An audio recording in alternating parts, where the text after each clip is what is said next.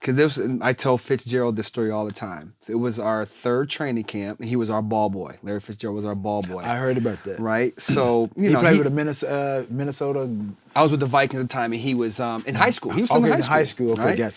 So, he's a 17-year-old kid. He would like wash our cars and stuff like that.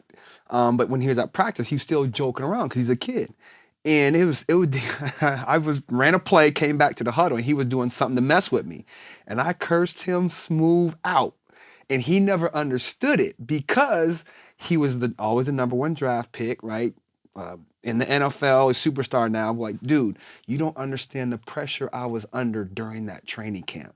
Because if I made one mistake, which I probably made a mistake when I was coming back to the huddle, I'm thinking, this is it. My life's over. My career's over. Denny Green gonna cut me. Because you're being evaluated. Every play you're being evaluated. Now, he was a high round pick. I'm like, you're not evaluated. You made the team. You're gonna get $60 million. You're gonna make whatever that thing is for him. I'm like, you'll never understand that. But we always tell that story because I cursed him out because I was so much. Who, Larry? Because he was a kid, but he was messing around. He did something to me when I was coming back to the huddle. Right. Cursed him smooth out. Like a dog. You know what I'm saying? Shut the F up. He did it. Because I was under pressure. You know what I'm saying? And then don't forget, I have to go out the next play and I still have to perform. Everybody think it's a joke. To me, it's not a joke. Like I could be gone the next play. And that's why I was always. You snapped on him. I snapped on him. And he remembers that so clear to this day. He always tells a story. I go, dude, because you've never had that situation. Right. Because you're a high round draft pick and everything's been peachy and all that. They've given you a longer leash. They give those guys a longer leash. Way longer leash. I could, again, I'm like Denny Green, he said you could be done at any day. Like you literally could be done tomorrow. And I took that attitude. I didn't know, when you're on the team, okay, I got 16 weeks. Like, no, I had tomorrow. That's all I got. If I don't perform tomorrow, my Super Bowl was tomorrow. That's why during the season, I wasn't hanging out during the season. I couldn't fathom hanging out maybe and then having a bad practice the next day. As a result of you being out. This and that, because it all factored into it. Sleep deprivation. Yeah, I wasn't gonna let that happen. I know you. I didn't know you didn't drink then, but now knowing, I'm sure you didn't go drink. Wasn't even an option. Even just playing house, trying to play house all night with some chick. Take your butt to bed. or two chicks. Because my life's going to change tomorrow if I'm not on point. If I'm not 100% focused tomorrow, my life's gonna change. And it's go for the worse. I was like that up until. I remember my rookie year. I was kind of like that. I was nervous because George Seifert was our head coach at the time. They had just, I think, 94 with Super Bowl. 95. Yeah, they beat the Cowboys in 94, 95. Right, that's the last time. I came in 94, and then they drafted JJ in 95. He was the one to be the heir apparent to Jerry, and then they drafted me. Honey Wazy K and some other kind of cat. Wazy K, that's funny. Oh my God, he thought he was the next Jerry. I remember him. So the I felt that pressure because we had training camp in Rockland. I think it was right outside Sacramento. Bro, I've never practiced in something so hot in my life. I thought I was practicing in an oven. In the heat. What? I was black as that shirt, boy. When I got back to camp, so I had started Progress or what have you, but in training camp, one of those times, I think you was a coach. I think you went to my Hall of Fame thing in San Francisco. Coach had mentioned it. When I had dropped a pass, and Ken Norton made sure that everybody knew that I dropped the pass, and then he said out loud, "Oh, go!" He was just ragging me. Right, rookie, you can't make the team, dropping the ball. Right. Bro, and it's like I'm like, but I didn't have nobody to curse out. Right, you can't curse him out, not at that time. And I'm going back to the house. Who am I cuss out? No. First of all, I'm embarrassed. Right. Because he's the loudest guy on the team. Right. Bro, he talked the entire practice. Yeah, he was a talker. That's that what game, he did. I don't understand how he was a veteran. I don't understand how he didn't get tired. That's what he did. So I remember dropping like it's a drag route or something, or over route, and I missed the ball coming across the middle. I'm hot, I'm tired. Got on. Go ahead, T.O. You can't make the team dropping the ball. Get back in the huddle. Right. Can't do That's nothing. what he used to talk just like, get back in the huddle, rookie. You can't make the team dropping the ball. And you can't That's do how nothing. he was. You can't make that team dropping the ball.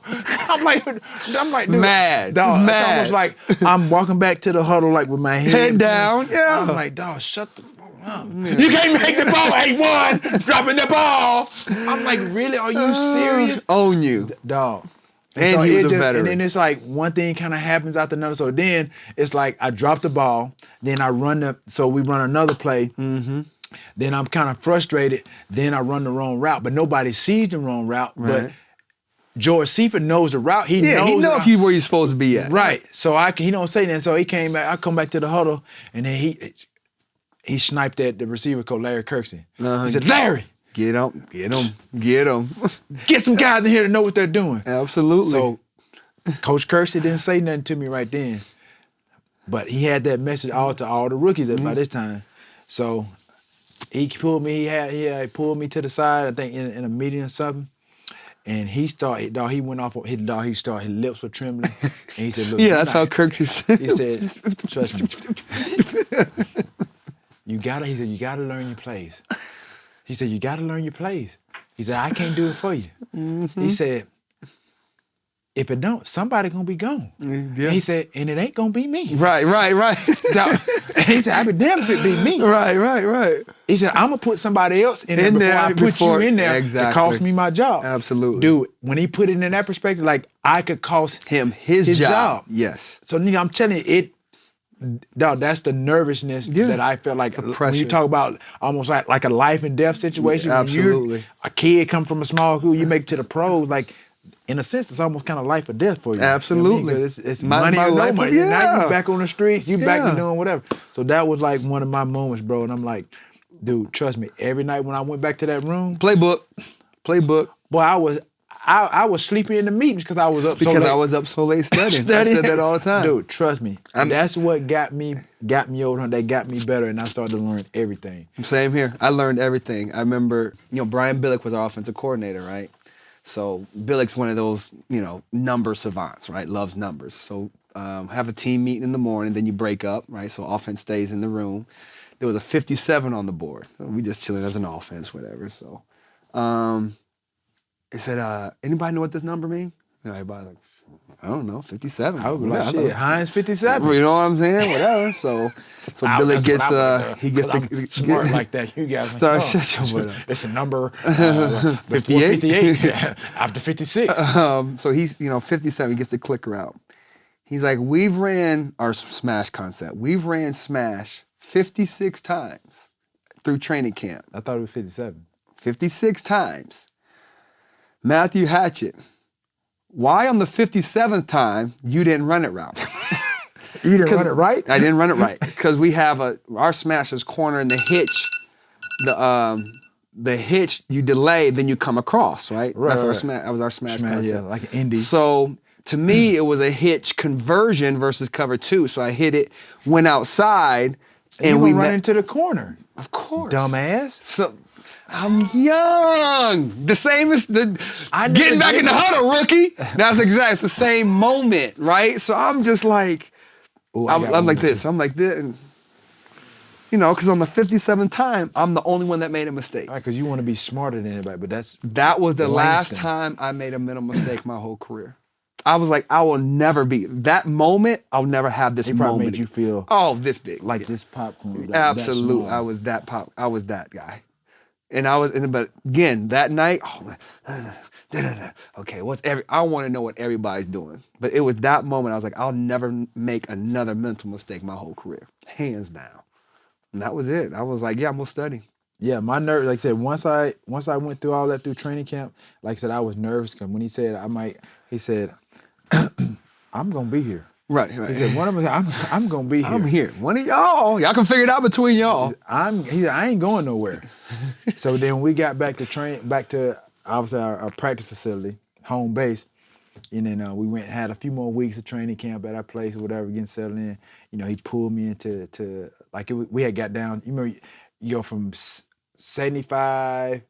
No, it's like, what's the numbers you dwindle down to? till like you get to the main roster. You go from 75 and like to 60, like 63 to 53. And then 53, Yeah, something like that. So those numbers start dwindling down. Yeah. And then it's like, it's crazy. Like in this room, you're just like, if you fast forward, like, he's gone. He's gone. Like And that one poof, day, it's just gone. Yeah, then he's gone the next day. And then like, oh my God, like, you just don't know when your time is. So I'm feeling that pressure too. You only keep 6. I'm feeling that pressure. And you got a room of like 12 or 13. You only keeping 6. And me, honestly, bro, like I saw people's skill set that was way better than mine. Right. And that's what made me nervous because I'm like, man, He's better than me. How am I gonna beat him out? How am I gonna make it? Yeah. Like I know me being a realist, that's what I was. That's what I think helped me prevail to what I became because I was a realist. I'm like, bro, I saw that these guys were better than me. I'm like, how am I gonna end up on the team? Yeah. And they were being evaluated. I mean, In a every different day. way, yeah, So money then coach and- pulled me into the office, like one of the practices or whatever. He was telling me I was improving, this and that and the other. And then it got to like I think he could just tell. It must have been something about my body language or something, or maybe it was just that coach vibe or intuition or whatever the case may be. He had like it was just a thing about coach. Like he needed to tell me. He needed to reinforce or encourage me to like, yo, you're gonna be all right. So he pulled me into that room, and he said, look. You've done an amazing job in camp. He said, just keep doing what you're doing. He said, they won't cut you. They're not going to cut you. Boy, that was like a... Yeah, boy, the weight off my shoulder. Boy, you talking about... I'm not getting cut, Lord Jesus. Right, but I mean, just to have that reassurance. Yeah, that's important.